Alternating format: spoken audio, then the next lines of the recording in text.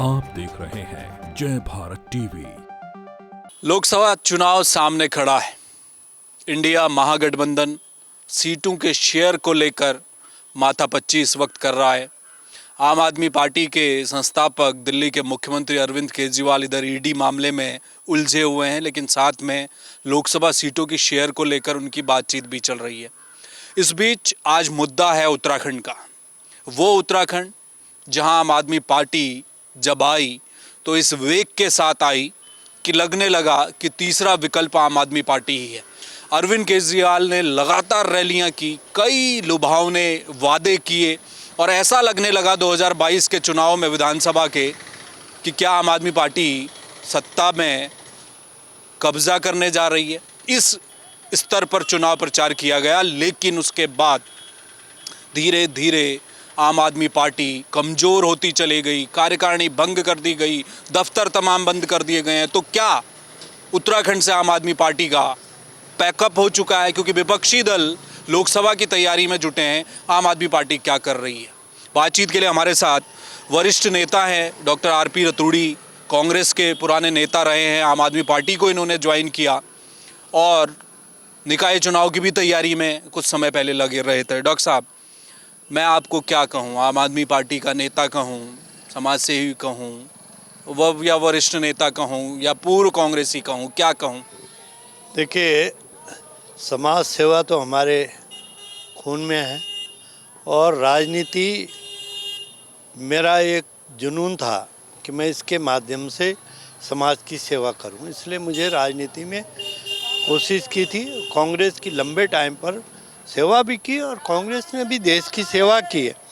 लेकिन वर्तमान में जब हमने ये देखा कि भाई भतीजावाद और कुटुंबवाद, तो हमने भी कांग्रेस से अपने को अलग किया। हमने सोचा था कि केजरीवाल साहब का जो फॉर्मूला दिल्ली मॉडल है, अच्छी शिक्षा, सस्ती शिक्षा, अच्छा स्वास्थ्य, सस्ता स्वास्थ्य, जो उन्होंने दिल्ली में दिखाने की कोशिश की थी, तो हम भी उससे प्रभावित हुए थे। हमने कहा था कि उत्तराखंड में भी इसकी बड़ी आवश्यकता है।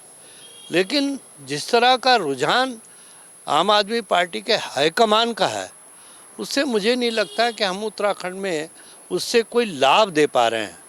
तो ये बड़ी दिक्कत है कि वो उनका, मुझे तो 1.5 साल हो गए, लेकिन 1.5 साल से संगठनात्मक जो तरीका है वो मेरी समझ से परे है।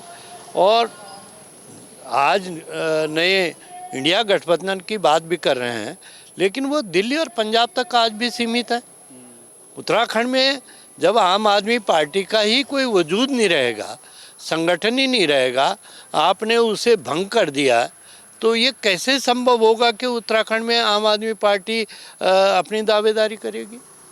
जब आपने ऐसे मौके पर जहाँ नगर निगम के चुनाव थे, नगर पालिकाओं के चुनाव थे, नगर पंचायतों के चुनाव थे, लोकसभा का चुनाव था और आपने इकाइयाँ भंग कर दी, तो ये तो बचकानी सी लगी मुझे कि जब संगठन ही नहीं होगा तो चुनाव बिना सैनिकों के कौन से मैदान में जाएंगे? ये मेरी समझ से परे है। डॉक्टर साहब, मेरा एक सवाल है। 2022 के विधानसभा चुनाव आम आदमी पार्टी ने जिस वेग के साथ लड़ा, निकाय चुनाव में भी अभी तैयारी चल रही थी, आपको तो संयोजक भी बनाया गया था, पूरे प्रदेश में आप घूम रहे थे निकाय चुनाव को लेकर। 6 महीने के बाद निकाय चुनाव भी होने। आम आदमी पार्टी किस लिहाज से लोगों से यहाँ वोट मांगेगी? क्या इसको अपॉर्चुनिस्ट नहीं कहेंगे? क्योंकि बीजेपी कांग्रेस तो हमेशा से आरोप लगाती रही कि अरविंद केजरीवाल ठीक चुनाव से पहले आते हैं, माहौल बनाते हैं, कुछ एक आध सीटें आ गई तो ठीक, वरना फिर वापस दिल्ली। उत्तराखंड में भी यही हुआ। नहीं, मुझे तो, मैंने यही कहा कि मुझे वो व्यवस्था समझ में नहीं आया कि वो टिड्डी दल है कि ये आए और हमने झुंड में आए और झुंड में माहौल बना दिया। ये उत्तराखंड है। यहाँ बिना संगठन के न तो कोई पार्टी अपना चुनाव लड़ सकती है, संगठन है नहीं।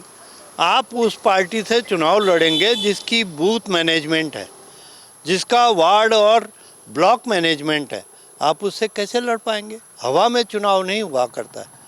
तो मुख्य बात यह है कि जो हाईकमान है, हाईकमान इस तरफ से बिल्कुल निष्क्रिय है और मुझे लगता है जो पिछले 5 राज्यों के चुनाव हुए हैं उसमें भी इसी कारण इनको मार खानी पड़ी कि ये संगठन पर कम जोर देते हैं, हवा पर ज़्यादा जोर देते हैं, लेकिन विशेषकर उत्तराखंड के लोग हवा के रुख के नहीं, व्यवस्था के रुख के साथ सम्मिलित होते हैं। आम आदमी पार्टी आपने ज्वाइन की थी सर, आपके भी अपने सपने थे। मैं भी जब बीच में आपसे बात करता था तो मुझे ऐसा लगता था कि आरपी रतूड़ी जिस सोच के व्यक्ति हैं, जिस तरह के राजनेता हैं, जिस शापगोई से, ईमानदारी से आप काम करते आ रहे हैं, क्या आपके लिए एक बेहतर पार्टी ये हो सकती है? उस समय हमें लगता था।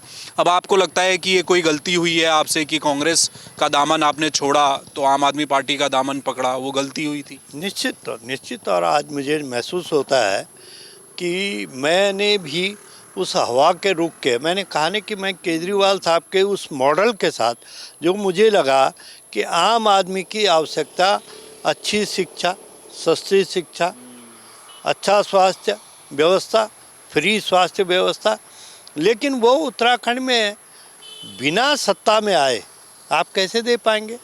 आपने सपने दिखा दिए। सपने दिखाना और व्यवस्था करना, इन दोनों में भारी अंतर है। केवल सपने दिखा करके आप व्यवस्था नहीं कर पाएंगे। उत्तराखंड में जब आपका ध्यान संगठन की तरफ नहीं है, आज 1.5 साल मुझे हो गया कोई अध्यक्ष ही नहीं, बिना अध्यक्ष के आज जिला अध्यक्ष कोई नहीं है, ब्लॉक अध्यक्ष कोई नहीं है, विधानसभा अध्यक्ष कोई नहीं है, कोई इकाई नहीं है, तो कैसे आप मैदान जंग जाएंगे बिना सैनिकों के, बिना सेनापति के आप मैदान जंग जाएंगे और चुनाव उनसे लड़ेंगे जिनका बूथ मैनेजमेंट है? कैसे लड़ पाओगे? तो ये मुझे तो लगा कि मैंने भी निश्चित तौर पर अच्छे उसके लिए, कॉज के लिए इस पार्टी को ज्वाइन किया था, लेकिन निराशा लगी। क्या राजनीतिक भविष्य अब आपको अपना लग रहा है डॉक्टर साहब? कांग्रेस के आप पुराने कार्यकर्ता रहे हैं, झंडा, कुर्सियां, दरियां उठाने वाले कार्यकर्ता के तौर पर कांग्रेस में रहे हैं। कांग्रेस में आपके तमाम लोग हरीश रावत से आपके करीबी रिश्ते रहे हैं। क्या कोई फ़ोन कॉल आया लोकसभा से पहले, क्या कांग्रेस ज्वाइन करेंगे?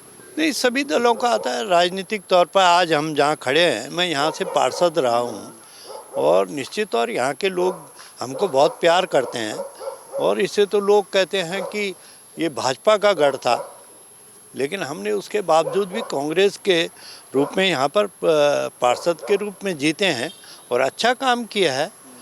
लेकिन आज सवाल कांग्रेस में भी दिक्कत वो आ गई, जब भाई भतीजावाद चलेगा, परिवारवाद चलेगा, तो उत्तराखंड में आज आप देख रहे होंगे कि मामा, चाचा, फूफा, फपी ये सब चल रहा है।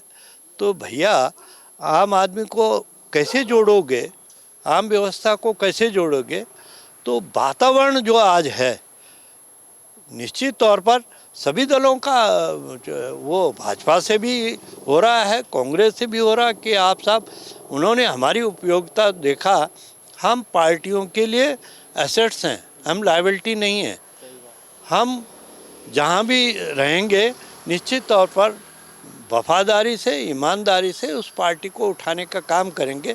हमने आम आदमी पार्टी में भी, आप यकीन न करें कि संगठन न होने के बाद भी नगर निकाय, नगर पंचायत, नगर पालिकाओं के चुनाव के लिए एक बड़ा बेहतरीन व्यवस्था पैदा की थी, लेकिन मझदार में आपने भंग कर दी बिना सोचे समझे। अब मेरी समझ में नहीं आया कि ये संगठन कैसे चलेगा, तो इसलिए थोड़ा निराशा हुई। तो ये आम आदमी पार्टी का पैकअप, हाँ, निश्चित मुझे लग रहा है कि उत्तराखंड में कोई भविष्य नज़र नहीं आ रहा। कोई भविष्य नज़र नहीं आ रहा है। ये वो वरिष्ठ नेता हैं जो आम आदमी पार्टी से 1.5 साल पहले जुड़े थे। विधानसभा का जो चुनाव हुआ था उसमें तमाम ताकत के साथ लड़ाई लड़ी आम आदमी पार्टी ने, लेकिन क्या अरविंद केजरीवाल ने उत्तराखंड में सपने बेचे? वो सपने जो धरातल पर साकार होते नज़र तब तक नहीं आएंगे जब तक आपका संगठन नहीं होगा। आज की तारीख में देहरादून में आम आदमी पार्टी का कोई दफ्तर नहीं, कोई नेता कार्यकर्ता ढूंढे नहीं मिल रहा। जिलों में भी यही हालत है।